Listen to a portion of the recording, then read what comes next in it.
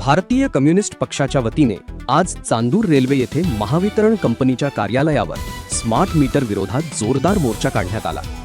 सोमवार 22 जून 2026 रोजी सहाय्यक अभियंता महावितरण कार्यालयासमोर शेकडो कार्यकर्ते, शेतकरी, युवक आणि नागरिकांनी एकत्र येत स्मार्ट मीटर योजनेविरोधात तीव्र आंदोलन केले।